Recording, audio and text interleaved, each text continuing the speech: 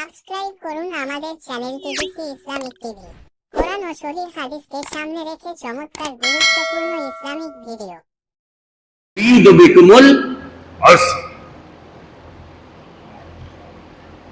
হে সকল জাতির মানব সমাজ, তোমরা সবাই জেনে রাখো, আল্লাহ তোমাদের কাছে সহজ বিষয় চান, কঠোরতা চান না। সুতরাং যাতে কঠোরতা আছে সেটা বর্জনীয়, যাতে জটিলতা আছে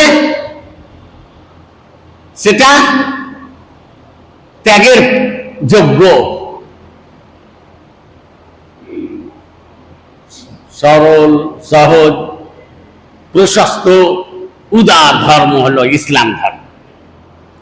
এসব বিষয়গুলি যদি দেখতে চান তো আমার একটি বই আছে, জ্ঞানের বিকিরণ।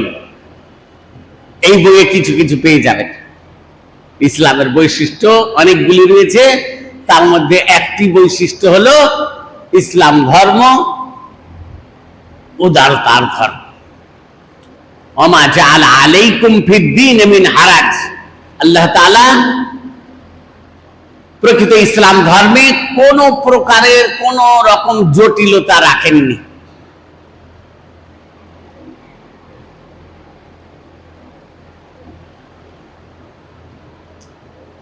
তাই ইমাম বুখারী রাহমাতুল্লাহ আলাইহি নিজ সহিহ গ্রন্থে একটি বাব স্থাপন করে বলেছেন, আদ-দীনু ইউসরুন।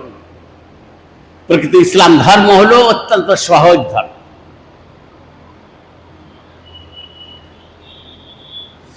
মানুষ যেটা পারবে করতে সেটাই আল্লাহ করতে বলেছেন, বেশি নয়।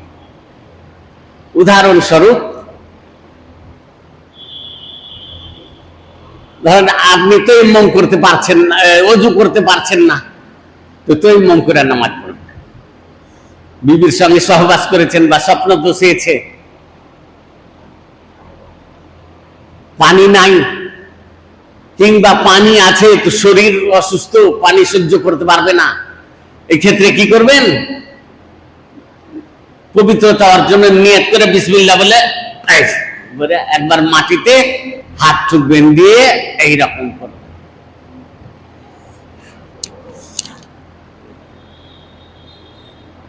হলো সহজ ধর্ম, হয়ে গেল পবিত্র। না, ওগুলা করতে হবে না। ইসলাম ধর্ম সরল সঠিক ধর্ম। ওই রকমই মুসলমানকে ভালোবাসার ক্ষেত্রে নামাজের নিয়ম কানুন, আরো বিভিন্ন নিয়ম কানুন যে আছে, ব্যবসা বাণিজ্যের চলাফেরা সব ক্ষেত্রেই আছে নমনীয়তা। তাহলে তো মন বুঝতে পারলেন, তাই না? এখন আপনার খিদা লেগেছে, জামাত শুরু হয়ে গেছে, আজান হয়ে গেল, ইকামত। ইসলাম বলছে যে আগে খেয়ে ফেলো, ছুটুক জামাত। উদারতার ধর্মের নমুনা পেলেন? উদার ধর্ম, জটিলতা বর্জনের ধর্ম।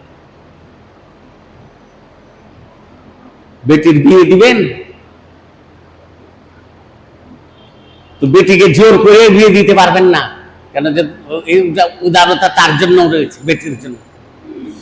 যদি সাইয়েব হয়, অর্থাৎ অন্য জায়গায় বিয়ে হয়েছে, তারও বিয়ে দিলে তার অনুমতি লাগবে যে রাজি আছো আম্মু? হ্যাঁ, ঠিক আছে। আর কুয়ারি মেয়ে, ওরও বিয়ে দিলে জোর করে বাপ হয়ে দিয়ে দিল এক জায়গায়, বিয়ে করতে চাই না, জোর করে বিয়ে দিয়ে বিয়ে হলো না, জায়েজ নয়। মেয়ের সম্মতি লাগবে।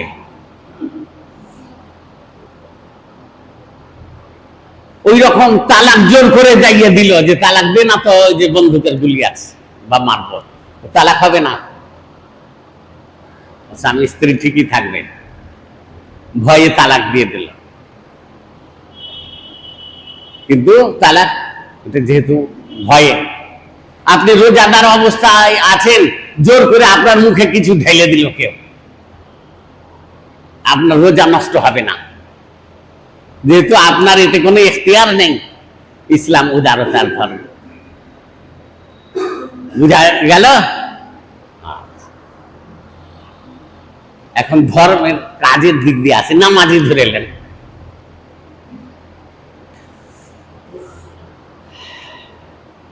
আচ্ছা, তার আগে আগে কয়েকটি হাদিস বলি, হাদিসগুলো আমার এই বইয়ে আছে, যদি কেউ দেখতে চান তো দেখতে পারবেন। দুইজন সাহাবী গেলেন একদা সফরে, সফরে যে নামাজের টাইম হয়ে গেছে, পানি নেই, তো দুইজন তায়াম্মুম করে, যে বললাম বিসমিল্লাহ বলে তায়াম্মুম করে নামাজ পড়ে নিলেন। একটু পরই পানি চলে এসেছে সময়ের মধ্যেই। একজন সাহাবী বলছেন আমি আবার পুনরায় ওযু করে ওই নামাজটা যেটা পড়েছি তায়াম্মুম করে ওটা আবার পড়ব। একজন সাহাবী বললেন না আমি আর করব না, যেটা ছিল ওয়াজিব আমার উপরে হয়ে গেছে।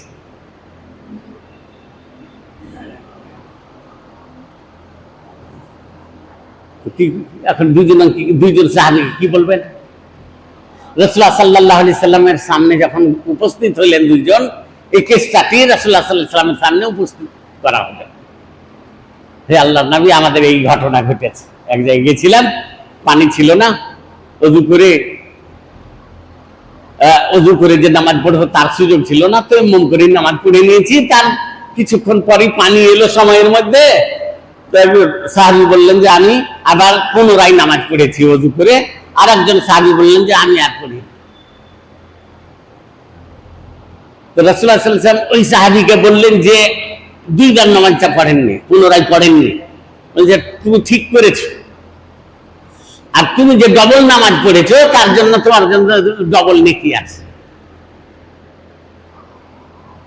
ওমা আরসালনাকা ইল্লা রাহমাতাল লিল আলামিন, হে বিশ্বনবী, আমি তোমাকে বিশ্ববাসীর জন্য রহমত করে পাঠিয়েছি। হইল রহমত, দুইজনের জন্য হইল রহমত না? হ্যাঁ, দুটোই ঠিক। আল্লাহ নবী বললেন তুমি যে একবারই নামাজ পড়েছো এটা ঠিক করেছো, আর তুমি যে ডবল পড়েছো তো ডবল নেকির অধিকারী হয়েছে। প্রশ্ন পরে, তাহলে আল্লাহর নবী যে রহমতের নবী, রহমতের রাসূল, উদার নবী, উদারতার ইসলাম, উদারতার রাসূল, তার প্রমাণ পাওয়া গেল।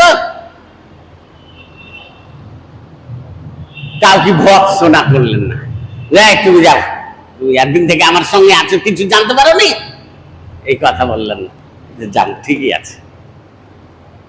আর একটা কিসসা দিই, উমর রাদিয়াল্লাহু তাআলা আনহু যেভাবে কোরআন পড়তেন, তো তার বিপরীতে একজন সাহাবী কোরআন পড়ছে। উমর রাদিয়াল্লাহু তাআলা আনহু তো খুব টাইট লোক, ধরে নিয়ে এলেন আল্লাহর রাসূল, যে কোরআন পড়ছে অন্য পন্থায়, আর হয় না। আল্লাহ রাসূল সাল্লাল্লাহু আলাইহি ওয়াসাল্লাম বললেন পড়ো তো দেখি শুনি। আচ্ছা ঠিক আছে ওমর, এবার তুমি পড়ো। আল্লাহর নবী বললেন ঠিক আছে, দুইজনেরই ঠিক আছে, কেউ কাউকে ভৎসনা করিও না, দুজন ন্যায্য পন্থায়। এটা 2 নম্বর হলো। 3 নম্বর উদাহরণ নেন, যখন খন্দকের যুদ্ধ হয়ে গেল, তখন সাহাবায়ে কেরাম বাড়ি যাচ্ছেন, জিবরিল এসে বললেন যে যুদ্ধ এখনো শেষ হয়নি, বানু কুরাইজা যেতে হবে, ইহুদিদের একটি দল আছে, সেখানে তাদেরকে শিক্ষা দিতে হবে। একদিন খুতবায় বললাম না যে ইহুদিরা বিশ্বাসঘাতকতার জাতি,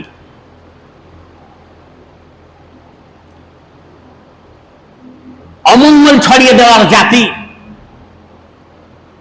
ওয়াদা ভঙ্গ করার জাতি। তো তাই ওই খন্দকের যুদ্ধেও তারা তাই করেছিল। আল্লাহ রাসূলের সঙ্গে চুক্তি হয়েছিল যে তারা তাদের ইবাদত করবে তাদের শরীয়ত মোতাবেক, আর তারা মুসলমানের সঙ্গে থাকবে, মুসলমানের সমাজ দেশ রক্ষা করাতে তারা অংশগ্রহণ করবে। কিন্তু যখন ওইদিকে মক্কা থেকে আরো বিভিন্ন দিক থেকে মদিনার প্রতি হামলা করতে গেল, তখন এরা ভিতর ওই কাফিরদের সঙ্গে মিলে গেল। আর সাহাবায়ে কেরাম হতভম্ব হয়ে গেল যে এরাও তো কাফেরদের সঙ্গে মিলে গেল। তাই জিবরিল আলাইহিস সালাম বললেন যে এখনো যুদ্ধ শেষ হয়নি, চলো। তো তাদেরকে উচিত শিক্ষা দেওয়া হলো। কি শিক্ষা দেওয়া হয়েছিল? তাদের একজন ছিল ওই বন্ধু হিসাবে সাদ বিন মুআয রাদিয়াল্লাহু তাআলা। বললে ওর ফায়সালা নিব আমরা। উনি ফায়সালা করলেন যে যত সাদালো পুরুষ আছে সবকে হত্যা করতে হবে, আর যত এই নারী আছে সবকে দাস করতে হবে। কেন? চরম বিশ্বাসঘাতকতা করে মুসলিমদেরকে শেষ করার তারা চক্রান্ত চালাচ্ছে এবং যত রকম ষড়যন্ত্র করতে হয় সব করেছে এরা। কাজে এদেরকে এত সুযোগ দেওয়ার পর আর এদের বেঁচে থাকার সুযোগ নাই। এদের আগে আরো দুইটা জাতিকে, দুইটা বংশকে এখান থেকে বিতাড়িত করা হয়েছে। একটা হলো বানু কাইনুকা আর এটা হলো বানু নযীর। এর পূর্বে আছে আর একটা ইহুদিদের জাতি আর একটা। তো বানু কাইনুকারা কি করেছিল? বিশ্বাসঘাতকতা করে তারা স্বর্ণের কাজ করত। এক মহিলা গিয়েছে দোকানে, মহিলা বসছিল, মুসলিম মহিলা। তো তার পিছনের কাপড়কে ঘাড়ের সঙ্গে কাঁটা দিয়ে বেঁধে দিল। যেমন উঠলো তেমনি কাপড় খুলে গেল, লজ্জাস্থান প্রকাশ পেয়ে গেল। সে আল্লাহু আকবার মানে সে চিল্লা উঠলো। ওখানে একজন সাহাবী ছিলেন, সে ওই লোককে হত্যা করলো। তারপরে তাকে ওই ইহুদিরা সবাই হত্যা করলো। তারপরে ওরা যেহেতু বিশ্বাসঘাতকতা করেছে, তার জন্য রাসূলুল্লাহ সাল্লাল্লাহু আলাইহি ওয়াসাল্লাম তাদেরকে আবার ঘেরাও করে সেখান থেকে মদিনা থেকে সেখান থেকে তাদেরকে বিতাড়িত করা হলো, তাদেরকে ওই বানু কাইনুকা। আর এটা হলো বানু নযীর। আর মাঝে আছে একটা বানু নযীর। আর এই যেটা লাস্টে প্রথমে হয়েছিল বললাম বানু কুরাইজা। তাহলে বানু কাইনুকা, বানু নযীর আর বানু কুরাইজা, তিনটা বংশ ছিল। বানু নযীর কি করেছিল? মুসলমানদের সঙ্গে চুক্তি ছিল যে মুসলমানদের ক্ষয়ক্ষতি হলে বা তাদের ক্ষয়ক্ষতি হলে সবাই একসঙ্গে সেই ক্ষয়ক্ষতি পূরণ করবে। তো একজনকে অন্যায়ভাবে কে হত্যা করে দিয়েছিল, তো তার দিয়াত দেওয়ার যে নিয়ম আছে সেটা মুসলমানরাকে দিতে হবে, ইহুদিদেরকেও দিতে হবে। তো আল্লাহর নবী গিয়েছিলেন তাদের কাছে যে তোমাদের অংশটা এখন দিয়ে দাও। রাসূলুল্লাহ সাল্লাল্লাহু আলাইহি ওয়াসাল্লামের সঙ্গে ছিলেন আবু বকর, ওমর, আলী। বলছে ঠিক আছে ঠিক আছে, আপনারা বসুন, এখানে দিচ্ছি। এইদিকে ষড়যন্ত্র করে ছাদে উঠেছে, বলছে এখন তো খুব ভালো সুযোগ, এই বড় বড় পাথরগুলো ওদের উপরে ফেলে দেওয়া যাক, এদেরকে শেষ করে দেওয়া মুহাম্মদকে আর তার যে সাথী আছে আবু বকর, ওমর, আলী। এই চক্রান্ত চালালেন। তখন আল্লাহ রাসূল সাল্লাল্লাহু আলাইহি ওয়াসাল্লাম জিবরিলের মারফত জেনে নিলেন যে ওরা আপনার জন্য চাঁদা আদায় করতে যায়নি, ও ষড়যন্ত্র করতে গেছে। তাড়াতাড়ি সেখান থেকে সরে গিয়ে আবার তাদেরকে ঘেরাও করে মদিনা থেকে তাদেরকে বিতাড়িত করা হয়। তো এই যে ইহুদি জাতি না, তারা অত্যন্তই বিশ্বাসঘাতকতার জাতি। এই যে এখন ফিলিস্তিনদের উপরে হামলা চালাচ্ছে, আর জাতিসংঘ থেকে যত সিদ্ধান্ত পাশ হয়েছে সবটির তারা বিপরীত কাজ করেছে, শুধু একটা মেনেছে যে হ্যাঁ ইহুদি রাষ্ট্রকে গ্রহণ করা হবে, এইটা মেনেছে, বাকিগুলি সব পাইপ তলে রেখেছে। তো সম্মানিত ভাইয়েরা আমার, তো রাসূলুল্লাহ সাল্লাল্লাহু আলাইহি ওয়াসাল্লাম খন্দকের যুদ্ধের পর চলে যাচ্ছিলেন বাড়ি। তো এখানে জিবরিল আলাইহিস সালাম বললেন না, যেতে হবে বানু কুরাইজাকে শেষ করতে। তো রাসূলুল্লাহ সাল্লাল্লাহু আলাইহি ওয়াসাল্লাম বললেন যে বানু কুরাইজাতে গিয়ে আসরের নামাজ পড়তে হবে, মানে অতি দ্রুত যেতে। সাহাবায়ে কেরামের মধ্যে দুইটি দল হইল। একটি দল রাস্তাতেই নামাজ পড়ে নিলেন, কেন যে তারা তার মধ্যে ছিলেন আবু বকর রাদিয়াল্লাহু তাআলা, যে আল্লাহর রাসূল যে বলেছেন যে ওখানে পড়তে, উদ্দেশ্যটা হলো আমরা যেন দেরি না করি, তাড়াতাড়ি চল, দ্রুতগামী হয়ে এখানে পৌঁছে যাই। আর একটা দল সাহাবায়ে কেরামের বললেন না, আমরা ওখানেই পড়ব। পরে যখন রাসূলুল্লাহ সাল্লাল্লাহু আলাইহি ওয়াসাল্লাম জানতে পারলেন আর সবাই ঠিক টাইমে পৌঁছে গিয়েছিল সেখানে, তো কাউ কি ভৎসনা করলেন না যে তোমরা ভুল করেছো আর তোমরা ঠিক করেছো। তাহলে বুঝা গেল হাদিস কোরআন বুঝার মধ্যে তফাৎ হতে পারে, কাজে দুটাকে কি করতে হবে? গ্রহণ করে নিতে হবে, যেহেতু ইসলাম হলো উদারতার ধর্ম। কিন্তু আমাদের এখানে আপনার যদি বিপরীত কেউ ফতুয়া দিয়ে দেয়, তাহলে আপনার আর খায়ের নাই, আপনাকে দেখে নিবে তারা। এত সংকীর্ণতা, এত কঠোরতা বিরাজ করছে কতগুলি লোকের মধ্যে, মনে হচ্ছে ইসলামের কিছু আলোই নেই তাদের অন্তর। ইসলামের জ্ঞান তো দূরের কথা, এরকম দেখছি। তো আসল যে মৌলিক শিক্ষা এটা নাই। আমি কয়েকদিন থেকে খেয়াল করছি, বলছি মনে করব যে রাসূলুল্লাহ সাল্লাল্লাহু আলাইহি ওয়াসাল্লাম বলেছেন যে ইমামের পিছে যখন নামাজ পড়বে তো ইমামের পরে পরে করবে সব কাজ। পরে পরের মানে কি হলো? মানেটা বুঝি। পরে পরের মানে যখন আমি বললাম আল্লাহু আকবার, আমি যখন আমার যখন আওয়াজ স্টপ হয়ে যাবে তখন আপনি বলবেন আল্লাহু আকবার, এটার মানে পরে।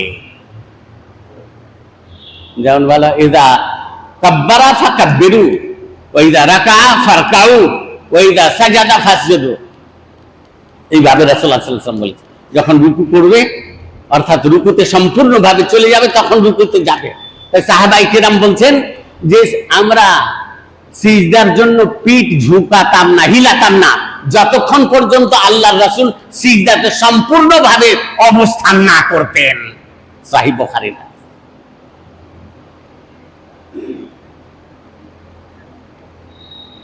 তাহলে এগুলো জানতে হবে।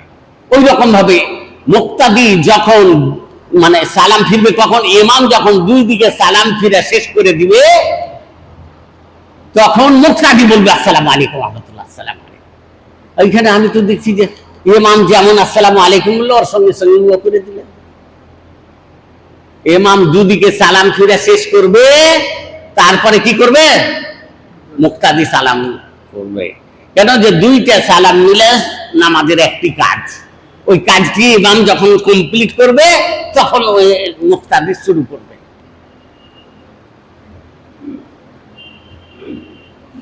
তো এগুলো শিক্ষা দেওয়া জরুরি, খুবই জরুরি। তো আমি তো থাকছি না, তো আমি ওখানে দার্স দিই, সেই ভিডিওগুলো হয়তো আপনারা কোনো সময় শুনতে পান কি পান না জানি না। আমি বলি যে সবকে শুনিয়ে দিতে হবে। কেন? যে ইসলামের শিক্ষা প্রচার করা এটা খুব জরুরি বিষয়। ইসলাম যে প্রকৃত ধর্ম, আল্লাহর পক্ষ থেকে এসেছে, আর উদার ধর্ম, জ্ঞানের ধর্ম, শিক্ষা দেওয়ার ধর্ম, মূর্খতার ধর্ম নয়, এটা জানিয়ে দিতে হবে লোক। ইসলাম যে শিক্ষা জ্ঞান প্রচারের ধর্ম, ওটা প্রথম ওয়াহিতে জানা গেছে। বলা হয়েছে ইকরা বিসমি রাব্বিকাল্লাযী খালাক। আল্লাহ রাসূলকে বলা হলো পড়ো তুমি, প্রথম ওয়াহি যখন নাযিল হচ্ছে। আল্লাহু আকবার, জ্ঞান প্রচারের ধর্ম। তো আমাদের মধ্যে কি জ্ঞান নাই, না আমরা নিজে জ্ঞান অর্জন করি না? দুটা দায়িত্ব। এক হলো আমি জ্ঞান প্রচার করব, এটা আমার দায়িত্ব, ওয়াজিব, জরুরি। আর আপনার দায়িত্ব হলো যে বিষয়ে আপনি জানবেন না সেই বিষয়ে জ্ঞান অর্জন করবেন। কতগুলা লোক আছে বলে অনুষ্ঠানে যাব না, কেন? যত শিখবো তত আমল করতে হবে, আর বোঝা নিতে পারবো না। ওই ভাইকে বলবো যে আপনি জেনে রাখুন যে যেটার আপনাকে আল্লাহ সুযোগ সুবিধা দিবেন, ওইটা যদি আপনি বর্জন করেন আর ওই জ্ঞান লাভ করা পরিত্যাগ করেন, তো আল্লাহ আপনাকে ওটা প্রশ্ন করবে যে তুমি ঠিকভাবে আমল কেন করনি আর ঠিকভাবে জ্ঞান লাভ করনি কেন। দুটা প্রশ্ন হয়ে যাবে। ওই জন্য জ্ঞান লাভ করা, ইসলামের জ্ঞান প্রচার করাও যেমন জরুরি, ইসলামের জ্ঞান লাভ করাও তেমনি জরুরি। বলবেন না যে আমার বয়স হয়ে গেছে, বেশি দাড়ি পেকে। সাহাবায়ে কেরাম তো অনেক বয়স হয়ে গেছিল, তারপরে তারা ইসলামের জ্ঞান লাভ করেছেন। জ্ঞান লাভের কোনো লজ্জা নাই। আর জ্ঞান লাভ করবো আল্লাহর সন্তুষ্টি লাভের জন্য, অহংকার করার জন্য না যে আমি বড় আলেম হয়ে গেছি বা আমি বড় আলেম হব তারপরে লোককে এই জ্ঞান করব, এই জ্ঞান করব, ছোট মনে করব না, এটা চলবে না। তো ইসলাম হচ্ছে উদারতার ধর্ম। তার জন্য তিনটে হাদিস দিলাম। প্রথমটা তায়াম্মুমের, আর একটি হাদিস দিলাম যে একামত হয়ে গেছে, আর খাওয়া দাওয়াও হাজির, তো আগে খাওয়া দাওয়া করেন, নামাজ ছুটি। বানু কোরাইজারও কিস্সা দিলাম, তাই তো। আর একটি কিস্সা দিলাম কোরআন পড়া নিয়ে, যে উমর রাদিয়াল্লাহু তাআলা আনহু একজনকে ধরে নিয়ে এসেছিলেন যে কোরআন ভুল পড়ছে, আল্লাহর নামে ওর তো শুনলেন, আর উমর রাদিয়াল্লাহু তাআলা আনহু বললেন তুমি পড়ো তো, উনিও পড়লেন, বলছে দুটাই ঠিক আছে, যাও, দ্বন্দ্ব করিও না, তোমরা ঝগড়া করিও না। তাহলে উদারতার ধর্ম হইল। নামাজেও উদারতা বজায় রাখতে হবে, আপনার কনুইয়ের দ্বারা, পায়ের দ্বারা, হাতের দ্বারা যেন কোনো আর এক মুসাল্লির কষ্ট না হয়। কেন যে কষ্ট দেওয়া হারাম। অনেক সময় কষ্ট দিয়ে মানুষ সুন্নাত আদায় করে, কষ্ট দিয়ে সুন্নাত পালন করবেন এটাও চলবে না। ওই জন্য আমরা ফতোয়া দিয়ে কি, যে তওয়াফ করতে যা হাজিরা, বলছে ওখানে হাজরে আসওয়াদে চুম্বন দিতে যাইন না। কেন? যে গুতাগুতি করবেন এটা হারাম। তা আপনি আর যাবেন সুন্নাত কাজ করতে, সুন্নাত মানে নফল, তো নফল কাজ করবেন এই ওয়াজিব ছেড়ে দিয়ে। ওয়াজিব হলো আপনার উপরে যে সকলকে শান্তিতে রাখুন, তা আপনি শান্তিতে না রেখে গুতাগুতি করে ঠেলাঠেলি করে যাবেন, ওখানে মহিলা আছে, পুরুষ আছে, বাচ্চা আছে, কষ্ট দিয়ে আপনি উঁচুমা খেতে দেবেন, এটা করিয়েন, এটা চলবে না। তো কেউ কাউকে কষ্ট দিবে না। অনেককে দেখি যে এমনি করে হাত পাঞ্চে এখানে এখানে ঠেলাঠেলি করছে, তারপরে জায়গা নাই, তখন ও তাওয়াররুক করে এইভাবে বসছে, এই পা আপনার পায়ের তলে ভরে দিলে, আর এদিকে আপনার উপরে হিলান দিয়ে দিলে, কষ্ট হইল না? একটা হাদিস পড়লে হয়, অন্য হাদিসগুলো দেখতে হবে। যে আল মুসলিম ও মান সালেমাল মুসলিমুনা মিন লিসানিহি ওয়া ইয়াদিহি, মুসলমান তার আচরণের দ্বারা কেউ কাউকে কষ্ট দিবে না, মুমিন কাউকে কষ্ট দিবে না, এক প্রতিবেশী তার প্রতিবেশীকে কষ্ট দিবে না। রাসূলুল্লাহ সাল্লাল্লাহু আলাইহি ওয়াসাল্লাম বলেছেন, মান কানা ইউমিনু বিল্লাহি ওয়াল ইয়াউমিল আখির, মান কানা ইউমিনু বিল্লাহি ওয়াল ইয়াউমিল আখির ফালা ইউযি জারা, যে আল্লাহর প্রতি আর আখিরাতের প্রতি ঈমান রাখে সে যেন তার প্রতিবেশীকে কষ্ট না দেয়। তো প্রতিবেশী বাড়ির আর প্রতিবেশী নামাজেরও, আপনার পাশে যে আছে ডানে বামে, ওটা আপনার প্রতিবেশী, আপনার সাথী। ইসলাম প্রিয় ভাইরা আমার, ইসলাম হচ্ছে উদারতার ধর্ম। যে কিছুক্ষণ আগে শেখ ওমর বললেন যে একটা হাদিসে আছে, একজন সাহাবীর মাথা জখম হয়ে গেছিল জিহাদে গিয়ে, আর এদিকে স্বপ্নদোষ হয়ে গেছে। তো সাহাবীরা কাউকে কাউকে উনি জিজ্ঞেস করেছেন যে কি করবো, বলছে গোসল করলেও শেষে মারা গেলেন উনি। রাসূলুল্লাহ সাল্লাল্লাহু আলাইহি ওয়াসাল্লাম যখন জানতে পারলেন, তখন খুবই রাগান্বিত হয়ে বললেন, কাতালুহু কাতালাহুমুল্লাহ, এরা ওকে হত্যা করলো, এরাকে আল্লাহ হত্যা করলো। তো জ্ঞান না থাকলে জিজ্ঞেস করে নিতে, মুন করাই যথেষ্ট ছিল। দেখেন ইসলাম কত উদার ধর্ম। যে সমস্ত অমুসলিমরা আপনাদের সঙ্গে বা ইসলামের সঙ্গে যুদ্ধ ঘোষণা করে না, মুসলমানদেরকে বিতাড়িত করে না, তাদেরকে উপহার দিতে পারেন, তাদের উপহার নিতেও পারেন। উদার ধর্ম ইসলাম। তাদেরকে দাওয়াত দিতে পারেন, তাদের উপহার দিতে পারেন, তবে তাদের জবাই করা খাওয়া চলবে না,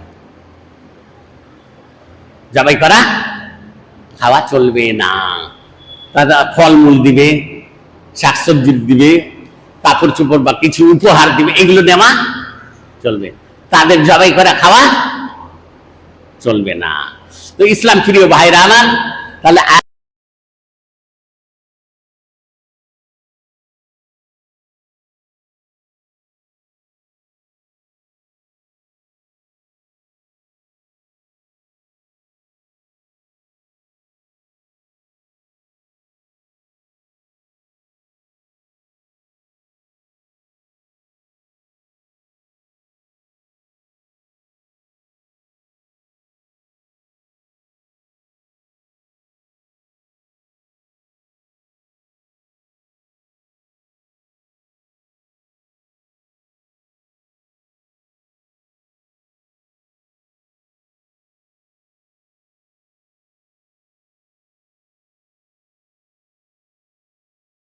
সত্যকণ্ঠ স্বর বিজয়, সত্যকে জানতে আমাদের সাথে থাকুন।